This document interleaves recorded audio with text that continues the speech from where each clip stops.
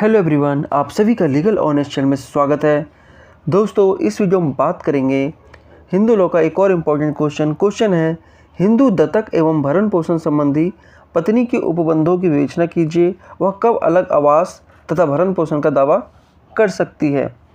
मतलब एक पत्नी को क्या क्या अधिकार मिला है भरण पोषण के संबंध में, और वो अलग रहने के बावजूद भी कब भरण पोषण का दावा कर सकती है, ये हमें बताना है। तो चलिए शुरू करते हैं। ये जून 2022 में क्वेश्चन दोस्तों पूछा भी गया था। देखिए, पहले हम भूमिका से स्टार्ट करेंगे। आधुनिक हिंदू समाज में पत्नियां अभी भी आर्थिक रूप से अपने पतियों पर निर्भर है।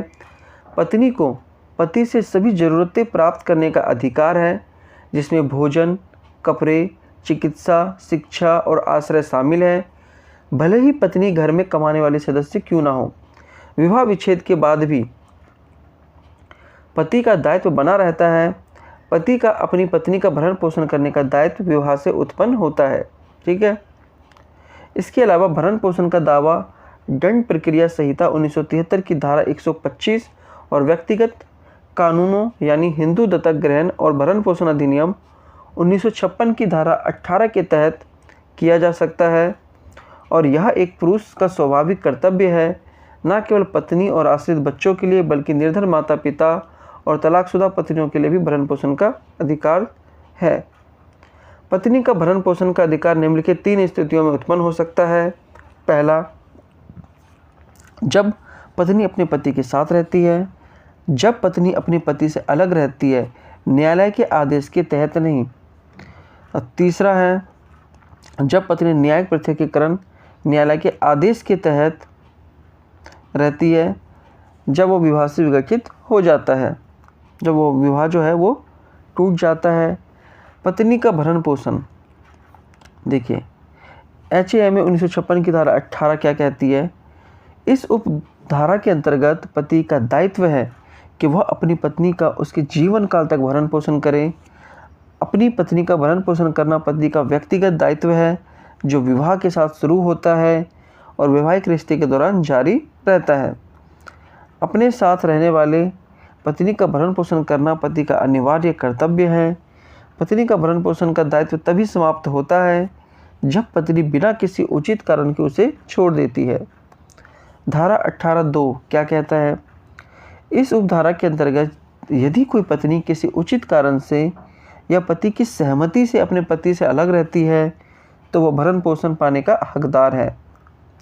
इसमें उन अधिकारों की सूची दी गई है जिनके आधार पर पत्नी अलग रह सकती है और फिर भी अपने पति से भरण पोषण की मांग कर सकती है। पत्नी भरण पोषण का दावा खोए बिना अलग रह सकती है। पहला, यदि पति ने किसी भी समय अवधि के लिए उसे त्याग दिया हो, या यदि पति ने उसके साथ क्रूरतापूर्व व्यवहार किया हो। दोस्तों, सिर्फ मैं पॉइंट आपको समझा रहा हूँ। इस पॉइंट को आप अच्छे से पेपर में लिख के फिर आप इसको एक्सप्लेन भी कर सकते हैं। ठीक है। यदि पति किसी भयंकर कुष्ठ रोग से पीड़ित हो, यदि उसकी कोई अन्य जीवित पत्नी हो, यदि वो घर या किसी अन्य स्थान पर रखेल रखता हो, यदि उसने कोई अन्य धर्म अपना लिया हो, या इनके अलावा कोई अन्य उचित कारण हो, इन सभी परिस्थितियों में पत्नी अलग रहकर भी भरण पोषण का दावा कर सकती है। भरण पोषण की हकदार पत्नी निम्नलिखित मामलों में अपना दावा खो सकती है। अब वो क्या क्या सिचुएशन है। यदि कोई पत्नी किसी अन्य धर्म में धर्म परिवर्तन करके हिंदू नहीं रह गई, तो उसे भरण पोषण का दावा करने का भी कोई अधिकार नहीं है। पति के साथ सहवास फिर से शुरू करने वाली पत्नी का अलग रहने और भरण पोषण का दावा समाप्त हो जाता है, लेकिन अब इस वजह को अब रद्द कर दिया गया है।